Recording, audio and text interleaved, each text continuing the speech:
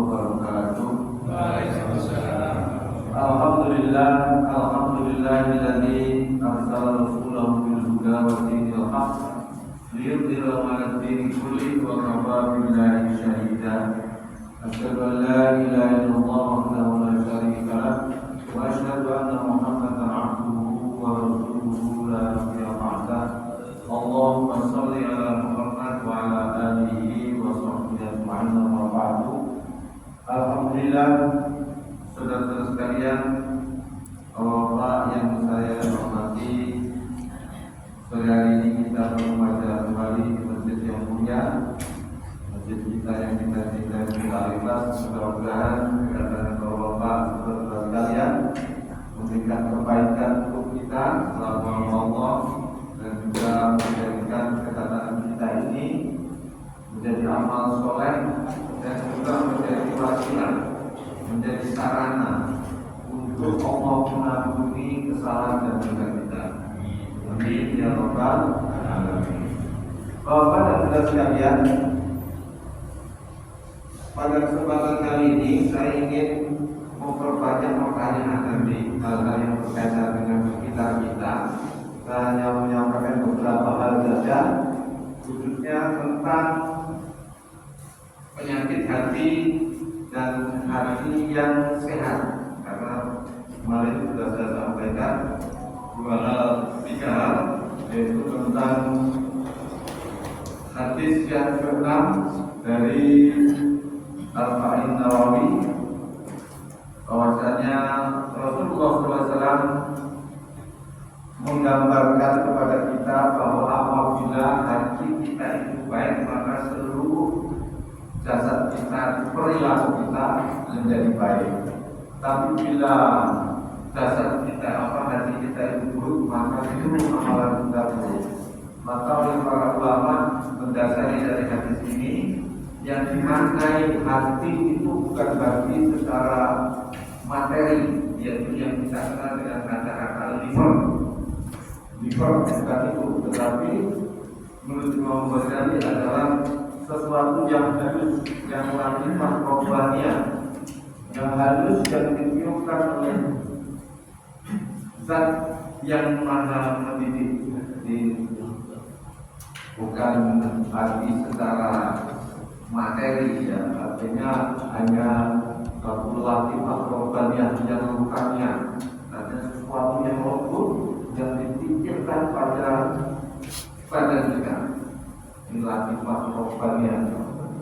Oleh karena itu, Bapak dan Saudara sekalian, dari pengertian bahwa yang kita maknai hati itu bukan hati yang disebut liver atau liver, tetapi adalah latifah rohaniah. Maka Bapak dan Saudara sekalian, banyak yang membagi hati itu menjadi tiga, yaitu ketika hati itu sehat, kemudian hati itu sakit, kemudian hati itu mati. Kemarin juga membahas tentang hati yang sakit. Yang sakit itu banyak penyakit hati, iri, dengki, kasar, keras hati, uji, dan lain sebagainya. Pokoknya semuanya yang berperilaku baik, yang berperilaku buruk, itulah yang disebut hatinya punya penyakit. Kemudian hati yang sehat, Bapak dan Saudara sekalian, di dalam berbagai pembahasan para ulama disebutkan hati yang sehat yang satu, yang pertama adalah hati itu ada imannya, kemudian taat, kemudian tawadu, tadarruk, khusyuk, ikhlas, ya. Pokoknya hal yang baik. Maka ketika hati itu terisi oleh yang tadi, tidak sombong, jujur, kemudian dapat dipercaya, semuanya itu hal yang baik, maka itulah hati yang sehat. Kalau kita masih saja melihat orang lain SMS, suka melihat orang susah, nah itu pasti hati kita suka melihat orang susah atau susah melihat orang senang. Nah itu kesehatan. Kemudian bahwa sekarang hati yang mati itu hati yang tidak ada imannya sama sekali, tidak menerima kebenaran, ya, membangkang, melawan, nah itu hati yang mati. Bisa mau menerima nasihat, itu hati yang mati. Untuk itu Bapak saya cerita saja, hari ini saya isi cerita saja. Suatu saat Bapak seorang tabi'in itu orang yang bertemu sahabat, tidak bertemu Nabi, tapi hanya bertemu sahabat. Namanya Abu Ishaq, yang kita kenal dalam dunia ilmu tasawuf, Ibrahim bin Adham. Suatu saat Bapak dan saudara sekalian, dia itu jalan-jalan dan kebetulan lewat pasar. Ketika lewat pasar itu dicegat sama seseorang. Saya pengen ke rumah saya, kebetulan ini sampai datang ke pasar, saya pengen nanya. Allah itu kan berfirman dalam mobil pas ut'uni astajib lakum. Berdoalah kamu maka kamu aku akan kabulkan. Tapi saya berdoa berkali-kali, berdoa sampai berpuluh-puluh kali kok tidak dikabulkan. Ini kenapa saya? Padahal yang salah siapa itu? Salah Qurannya atau salahnya saya? Ini berkaitan dengan hati. Maka saya ganti bertanya, baik teman, kenapa apa yang kamu sampaikan kepada Allah itu karena hati kamu mati, hatinya mati, bukan sakit lagi, hatinya mati. Kamu berdoa kepada Allah kamu dikabulkan kenapa? Karena hatimu telah mati. Saya hati mati itu yang seperti apa? Saya kan punya hati, saya masih hidup, masih ibadah, masih punya hati yang mati itu gimana? Maka Bapak dan Saudara ada 10 hal.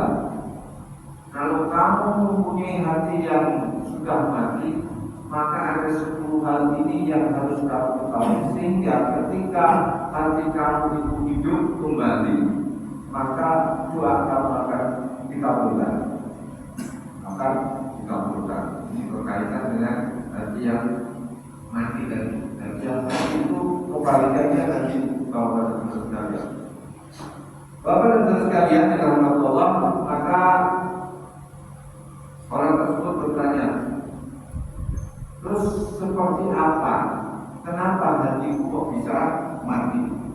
Maka saya Ibrahim bin Adham atau itu Abu Ishaq itu menyampaikan beberapa hal. Ada 10 hal yang menyebabkan hati itu mati, dan itu nanti bisa dilihat kita itu hatinya mati atau hatinya itu. 1, kalau kamu itu pengen hatimu hidup, tapi 1 hal yang kamu itu harus tahu, kamu itu mengenal Allah, mengerti Allah, tetapi kamu tidak menunaikan hak-haknya Allah, tidak beriman kepada Allah, cuma mengakuinya saja, tapi hak Allah tidak menyembah, ya, larangan-larangannya, kita menyembah larangan-larangan, kita tidak melakukan kewajibannya kita. Mengenal, tapi tidak memenuhi hak-haknya Allah. Hak-haknya Allah semua, yaitu disembah. Kewajiban kita menyembah. Sehari minimal 5 waktu. Harus beribadah atau menyembah saja tidak mau. Cuma kenal doang, ya apa gunanya? Itu 1. Kedua, kamu itu percaya mencintai Rasul kamu kenal Nabi Muhammad, kamu katanya mencintai Nabi Muhammad, tapi kenapa kamu meninggalkan sunnah-sunnahnya, meninggalkan apa yang diperintahkan, apa yang dicegahnya? Kamu itu cuma ngaku-ngakunya doang cinta pada Rasul, tapi menjauhi sunnah-sunnahnya. Contoh kita tidak baca lagi. Kita datang ke masjid lebih awal itu sunatnya Pak. Datang ke masjid sholat sunat pakai al-fatihah itu sunatnya. Kemudian pada maghrib 2 rakaat itu juga sunatnya Fatihah. Nah itu terkadang kita tinggalkan, maka sunat-sunat itu kita tinggalkan. Kemudian yang ketiga, kamu itu punya kitab suci Al-Quran. Kamu tidak pernah baca, apalagi mengamalkannya. Ini yang bisa mengakibatkan hati itu mati. Membaca Al-Quran dan kemudian tidak mau mengamalkan isinya. Membaca sekedar membaca atau bahkan meninggalkan membaca. Padahal itu malah dia minal kitab Muhammad baca apa yang telah aku wahyukan kepada kamu dari berupa kitab suci Al-Quran. Sungguh kata Allah Subhanahu wa taala. Kemudian yang keempat yaitu kita itu tahu surga, percaya surga. Tapi kenapa kamu beramal tidak amal yang menyampaikan perbuatan itu kamu ke surga?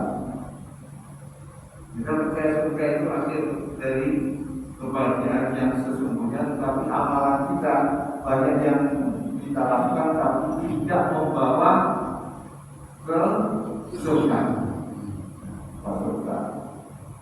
Nah, ini yang membuat hati mati banyak. Kemudian yang kelima, bahwa menurut kalian kita tahu setan itu musuh kita, tapi yang karena itu kita semua, setan itu justru menjadi teman kita. Justru ajakan setan itu yang kita lakukan. Yang kelima, kita nggak usah dikasih contoh-contoh yang banyak untuk setan.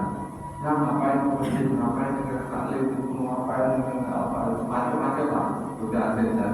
Tahu bahwa ini godaan setan, tapi ajakannya justru dipenuhi. Biasa itu. Kemudian yang keenam, itu sibuk ngurusin orang, sibuk ngurusin yang berhubungan dengan orang lain. Belakang kita itu bahasa kita sibuk menangani kesalahan orang, tapi tidak pernah menyadari atau tidak pernah menangani kesalahan atau kekurangan dirinya. Kalau kekurangan orang lain terus diomong asal bawah. Kemudian yang ke berapa tadi? Ketujuh ya. Yang ketujuh itu adalah kalau dia mendapat anugerah jarang bersyukur. Jarang bersyukur. Kalau bahasa kita kalau dikasih rezeki yang banyak tidak mau bersyukur. Padahal kalau kalian kita semua ini kalau dilihat syukurnya luar biasa, sehat itu sangat besar. Itu anugerah yang besar. Kita jarang menyadari atau bahkan kita kadang-kadang syukur nikmat tentang sehat. Kemudian yang kedelapan, Bapak dan Saudara sekalian, kita itu percaya neraka itu ada. Neraka itu adalah siksa yang sangat pedih. Tetapi Bapak dan Saudara sekalian, justru kita tidak mau menghindari neraka, tapi kita melakukan perbuatan-perbuatan yang bisa memasukkan ke neraka.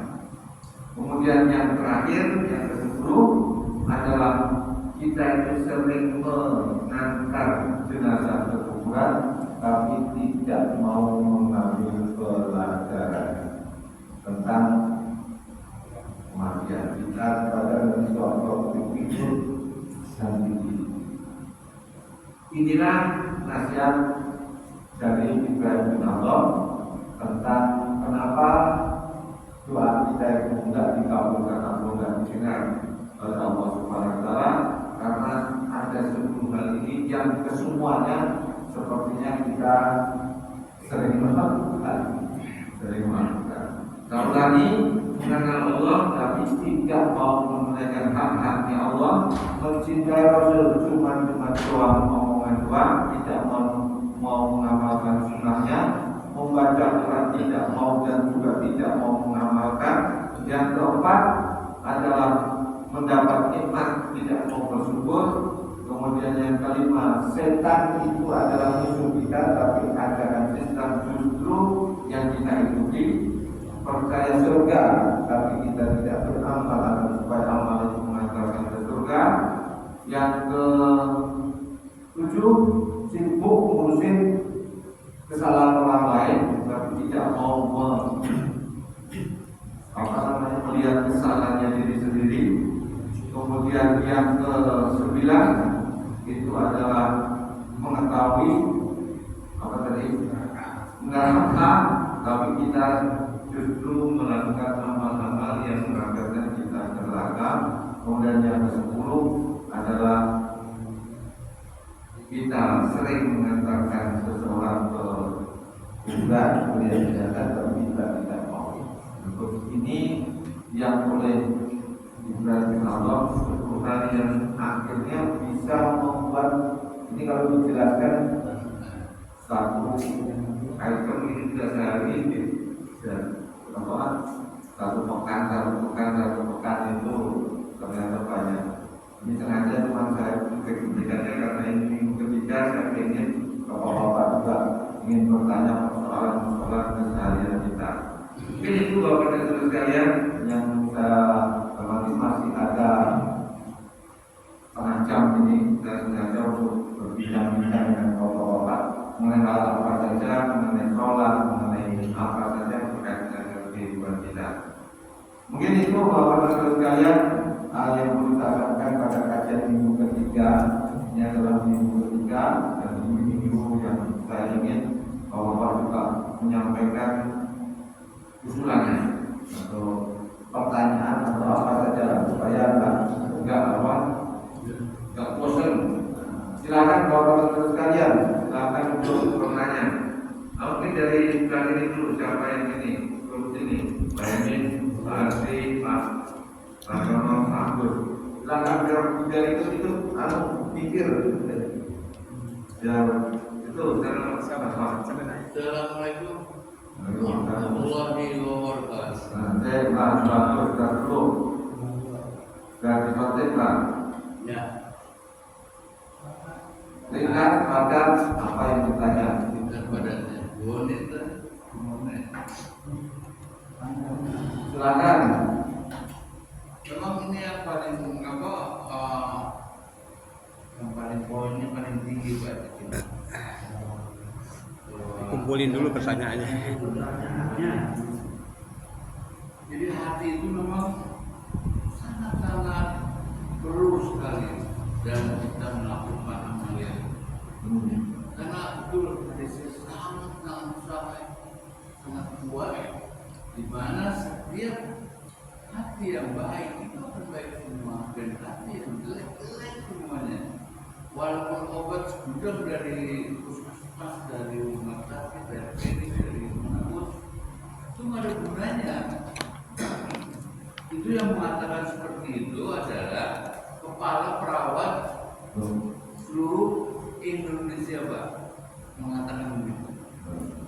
Bahwa percuma ibu bapak kalau makan obat ini seabrak-abrak, kalau hati belum dibetulkan, belum hati tidak bersih,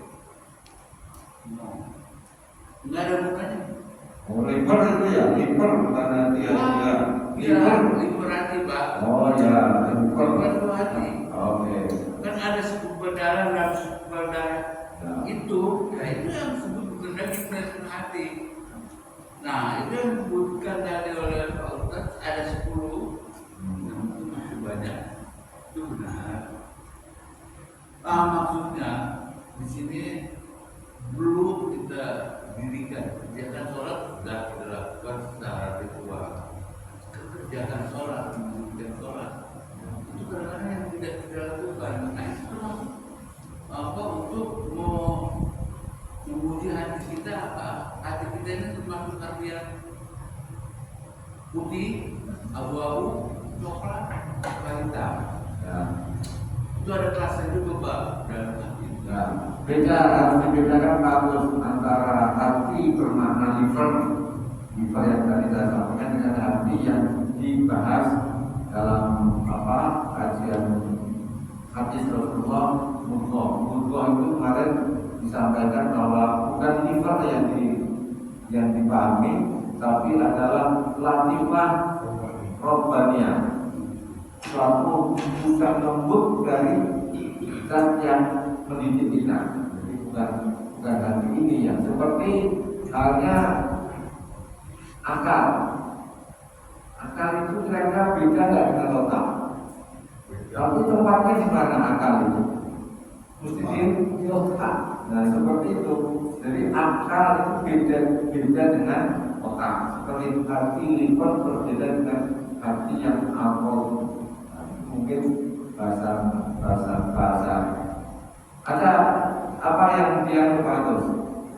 Saya hanya mengambil kesimpulan saja Bang. Ya. Penyakit di dunia ini kayaknya ada 3 macam. Satu, medis. Orang tahu semua kalau medis. Jantung, paru-paru, diabetes, berbanyak lah. Ya.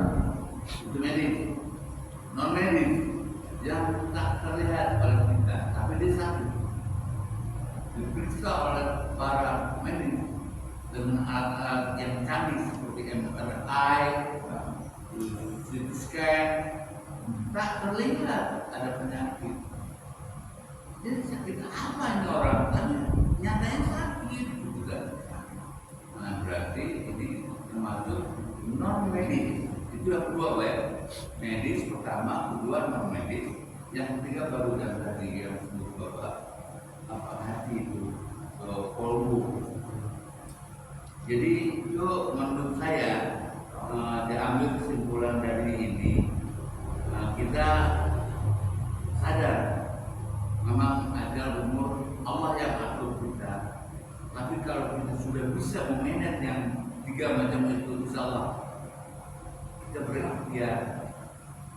Umur sudah ditentukan, tapi ikhtiar tetap Allah akan berubah. Sesuatu kaum apabila kaum itu berusaha untuk memperbaiki dan meningkatkan amalnya. Saya rasa mungkin dari saya itu pertanyaannya saya lagi bingung nih. Tanya apa nih? Wassalamualaikum warahmatullahi wabarakatuh. Silakan yang lain. Saya Pak Ji. Ya, silakan Pak. Dari situ bisa. Ya. Ya. Silakan. Ini paling itu pertanyaannya sudah berjalan. Kan mikir di sana.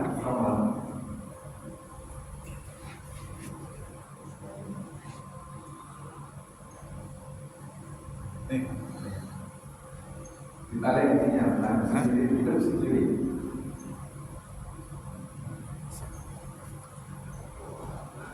Nggak apa-apa. Ini Pak Ustadz. Ya. Tadi kan disampaikan di pembukaan tadi, dalam diri kita itu ada segumpal daging. Kalau dia baik juga perilakunya. Kalau dia buruk juga perilakunya. Segumpal daging itu kan hati kan. Terus dalam perjalanan disampaikan bahwa yang dimaksud hati bukan hati berbentuk fisik, tapi tadi latifah apa tadi itu? Ya, itu kan berarti kan bukan fisik. Saya teringat ketika Nabi masih kecil, sepertinya dulu pernah dioperasi. Itu kan fisiknya dioperasi itu. Apa yang dioperasi? Ya, fisiknya dioperasi kan, dibersihkan hatinya kan. Nah, itu terus bagaimana dengan penjelasan tadi, Mbak? Jadi pas dioperasi kan bersih hati Nabi, jadi nggak kemana-mana lagi. Mohon penjelasan dengan yang penjelasan yang tadi kok jadi beda-beda itu. Ya, mungkin yang lain sekalian ada pertanyaan untuk Pak ini. Ini Pak. Oh ya. Kalau pertanyaan yang lain juga boleh jawab. Saya di luar dari hati lah. Ya, sedikit dulu. Silakan. Taruh aja Pak, pegang aja Pak. Pegang aja nggak sakit. Pegang aja nggak Pegang aja lah. Ya pegang aja Pak.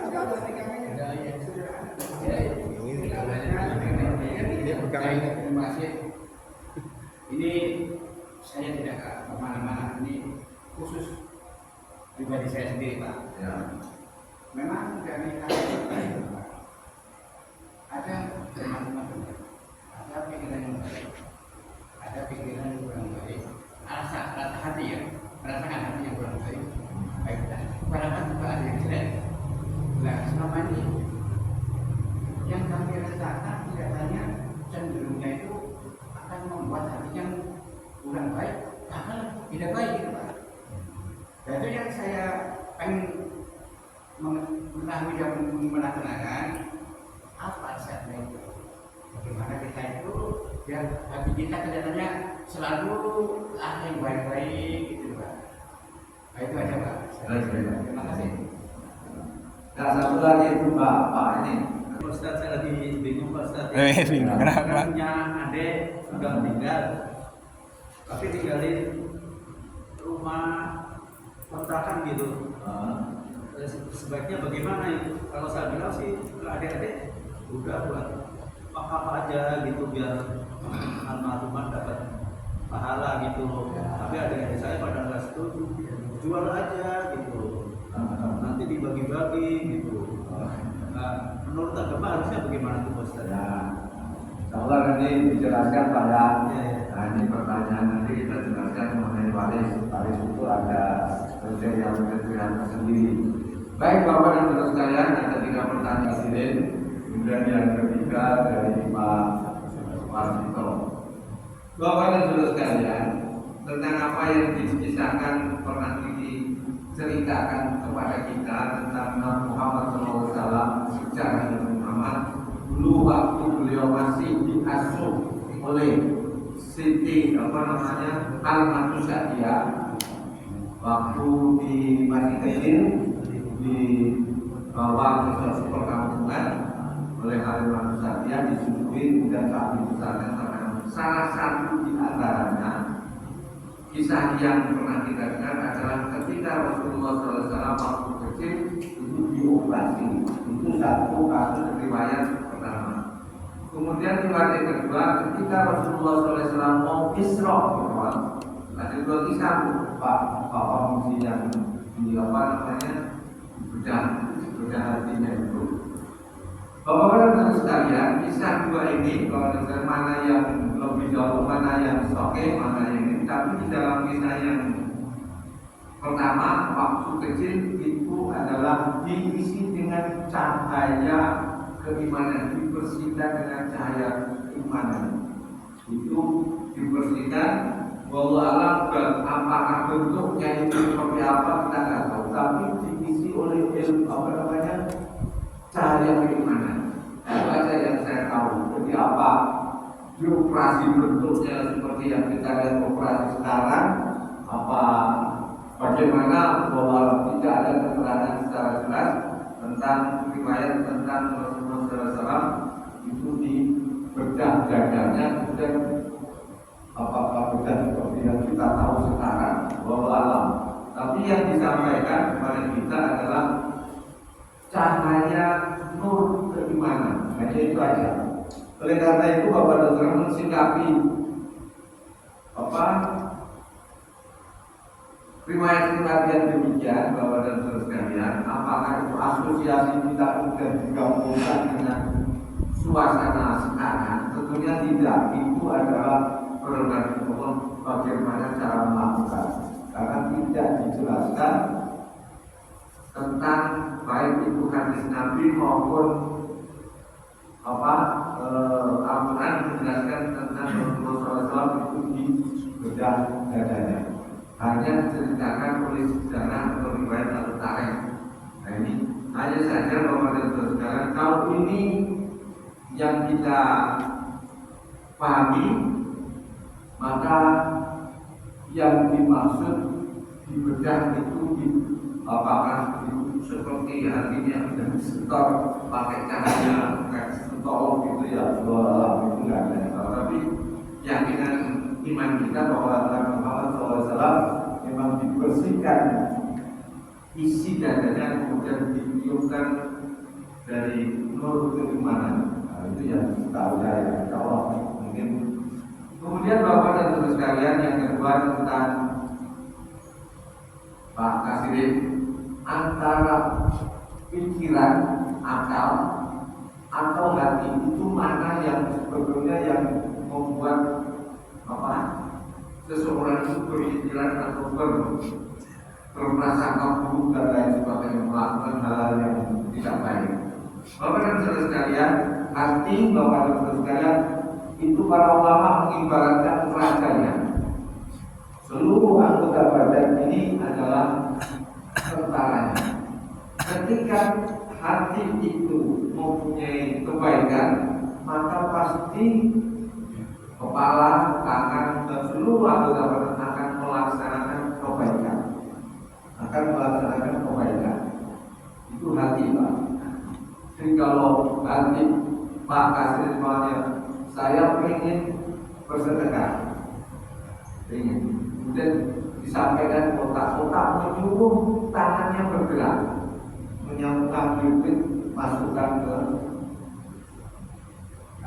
otak amal. Tapi awalnya dari satu niat tadi, niat sedekah, maka dipikir oleh yang punya duit apa enggak, ambil duit, itu letak ini Pak. Kemudian berjalan dan kemudian tapi kebalikannya, kalau hati ini saya mau akan sepi, saya mau ngambil duit di masjid, ada di kota amal.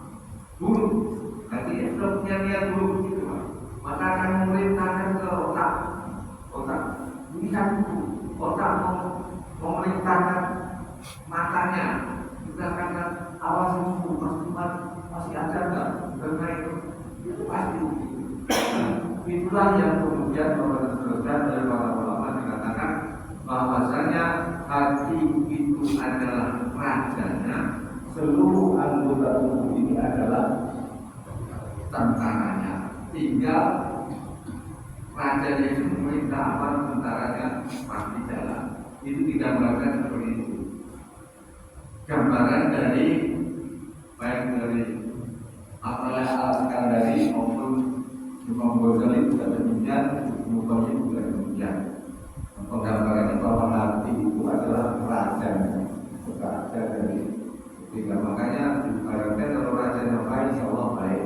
Raja yang buruk, rakyatnya juga akan buruk. Mungkin itu yang perlu saya sampaikan. Kemudian yang terakhir bahwa sekalian tentang Pak Kasih, ada persoalan yang spesifik harus dibahas secara detail Pak. Namanya tirkah. Tirkah itu harta peninggalan. Peninggalan dari almarhum mempunyai harta, itu disebut harta waris.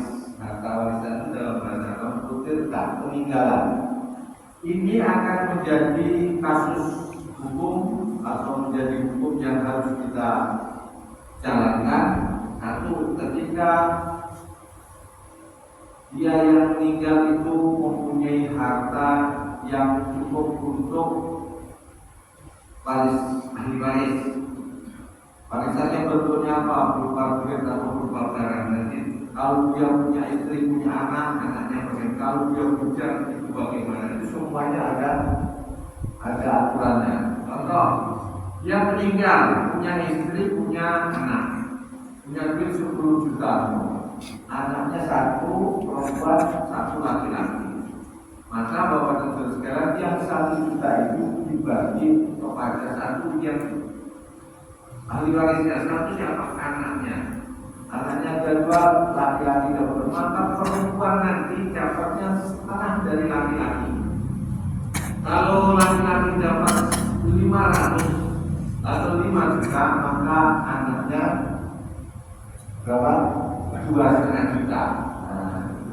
Kalau laki-lakinya, anak laki-lakinya itu dapat 8 juta, maka anak maunya 6 juta, maka anaknya bagiannya adalah laki-laki itu setengah, perempuan itu setengah dari laki-laki, kemudian ibu atau istri itu adalah 1/8. Itu 1/8. Kemudian kalau punya peninggalan lain ayah atau Nah ini yang perlu saya sampaikan, maka nanti kalau memang ini perlu diperjelas dulu Pak. Meninggal itu enaknya siapa dan harus diperjelas. Mereka dikarenakan kasusnya Pak siapa? Mbak Indah, Mbak Taito itu seharusnya ketika Pak Marto meninggal, Harjono meninggal, maka itu warisnya dibagi kepada anak perempuan. Kalau anak perempuan ada dua per 3 milik anak perempuannya. Misalnya seperenam untuk istri, seperempat untuk istri, kemudian sisanya itu asokah bisa kepada saudara laki-laki. Mungkin kalau masalah waris harus ada spesifikasinya Pak, apa kasus per kasusnya. Yang meninggal itu siapa? Apa istrinya? Apa ayah? Apa suaminya? Jadi harus jelas. Mungkin itu yang perlu saya sampaikan pada kesempatan kali ini, Bapak dan Saudara sekalian. Mungkin masih ada waktu, Bapak Ibu ada yang ditanyakan? Belum? Tidak lupa ini. Warahmatullahi wabarakatuh. Setelah kita mendengarkan dua pekan ini bahasan tentang hati yang sakit, hati yang sehat, hati yang mati. Dulu ada namanya Adib, jadi sampai-sampai beliau ngajarin khusus taklimnya adalah Jaga hati.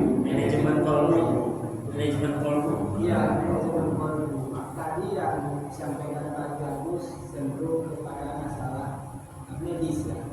Artinya fisik, hati fisik. Jadi saya memikirkan jangan sampai saya menilai orang dengan kondisi hati saya untuk melakukan satu perbuatan sehari-hari tentang bagaimana ibadahnya, bagaimana tutur katanya, bagaimana kita tanggung jawab seorang suami terhadap keluarganya, itu ternyata hati dulu. Contoh, kita ternyata mau marah saja. Kalau kita dimanage hati kita bahwa marah itu berdosa. Murokobah ya Pak Ustaz ya.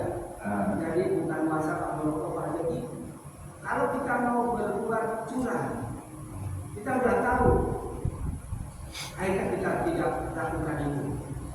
Itu artinya perilaku kita yang asalnya sebetulnya dari hati, Allah memberikan satu hati yang mulia. Itu tergantung kitanya. Terkalahkankah hati itu oleh nafsu kita? Jadi akhirnya kita melakukan sesuatu itu berhati-hati. Tapi tentunya ini adalah harus berilmu. Kalau orang tidak berilmu otomatis tidak pernah berpikir salah atau haram atau halal, kemudian baik atau tidak. Akhirnya hati kita dengan perilaku kita sehari-hari dikendalikan oleh hati itu untuk melakukan sesuatu yang benar.